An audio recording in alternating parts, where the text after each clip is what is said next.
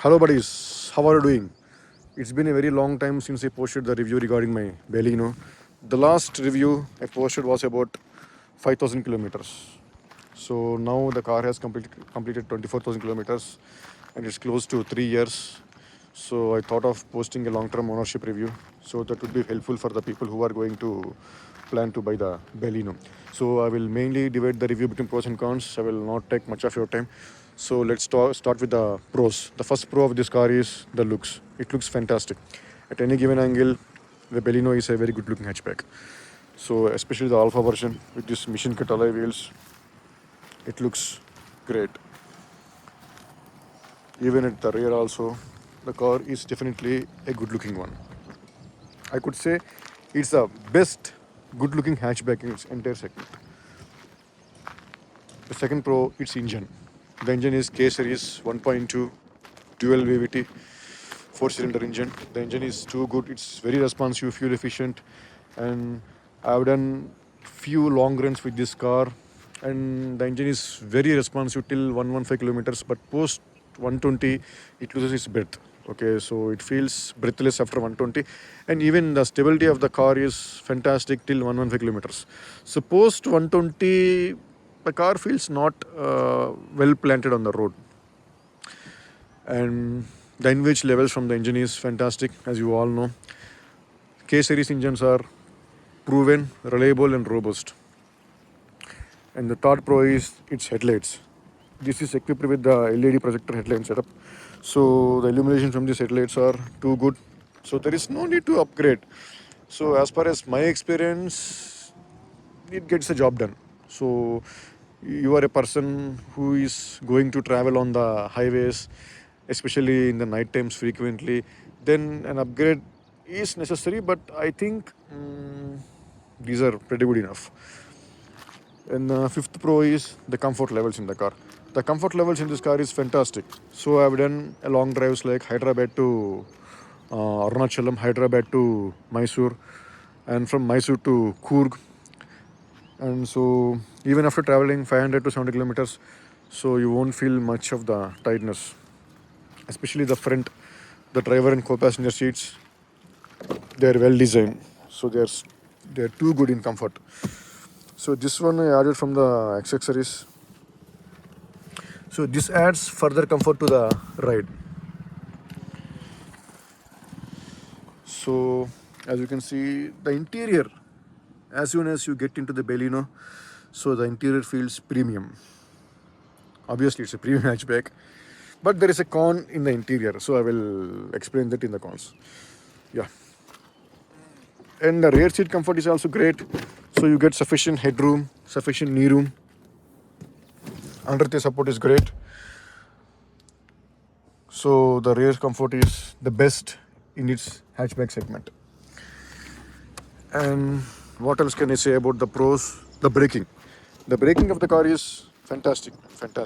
So I had few situations where I need to apply the brakes very harshly because of some other's fault. So at that situation also, the car doesn't understeers or doesn't lose its the path. So it brakes efficiently and effectively. And one more underrated feature of the Baleno is its UV glasses. As you can see, the Alpha version especially, it's equipped with UV glasses. Okay, see, these UV glasses provides a very good comfort if you're driving in the sunny days. If you're driving on the summers, these UV glasses cuts and reduces heat from the sunlight into the cabin. So these glasses and UV glasses from the Maruti does a fantastic job. And what are the pros I can say to you? Yeah, the engine is very fuel efficient. In the city, at very worst conditions also, I get 14 to 15 kilometers. So it's a AGS model, so it's automatic version.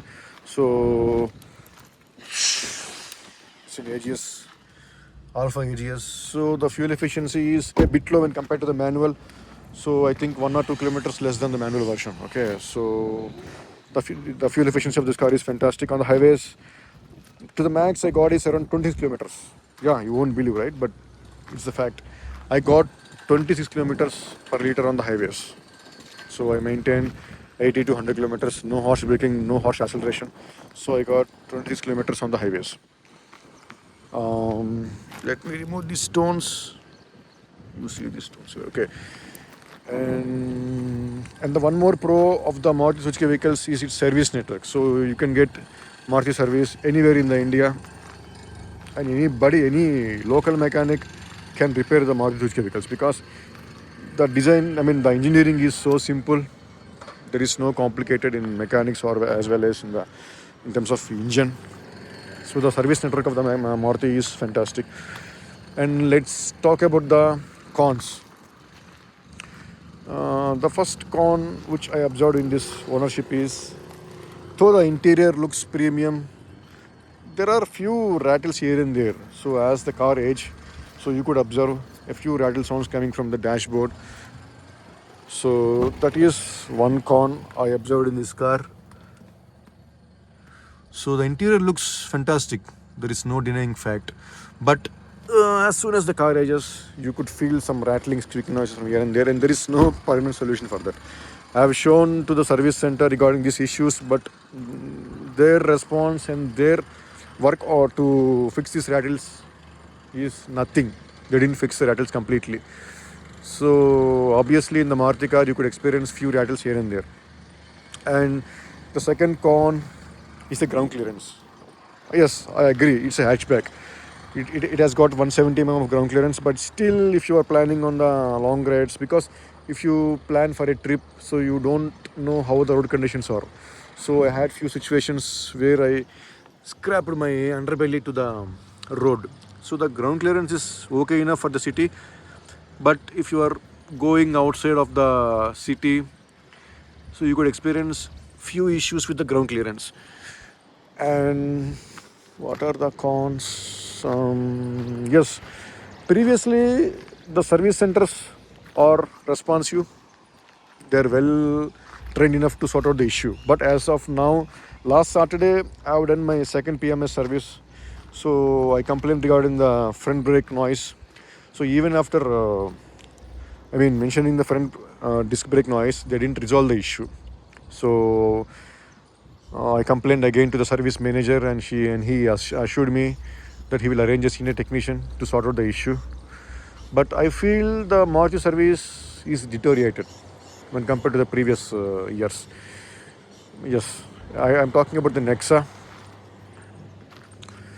Earlier I used it to praise the Maruti service centers for their quality work. But as of now, I am not at all satisfied with the service.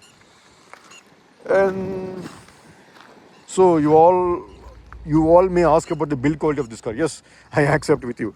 The build quality is not that great, and it's not as par with Tatas or Mahindras. But trust me, if you compare the new Baleno with the old Baleno, the new Baleno has improved in terms of build quality, but it's not that much great.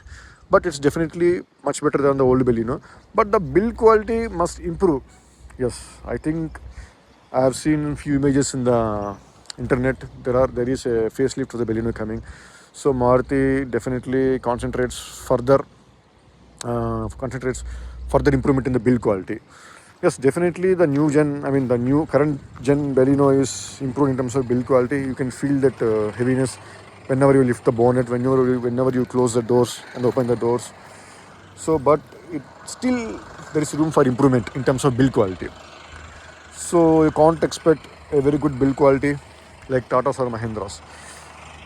Yeah, that's all about the cons. But as far as my opinion, the car is light. Okay, I agree with it. But you won't feel that lightness when you are at high speeds. So I have driven max to max 130 kilometers per hour. As I said to you, till 120 kilometers, the car is pretty much stable. So as soon as you go post 120 kilometers, the car doesn't feel it's well planted to the ground. So it feels the ride is floaty, and you feel not much of the confident. That's all, guys, about the pros and cons of this Baleno Alpha AGS. This is my 2.5 years ownership review. Still you have any concerns, questions, please free to post them in the comment section. I will answer each and every of your question. Okay. Thank you guys. Bye bye.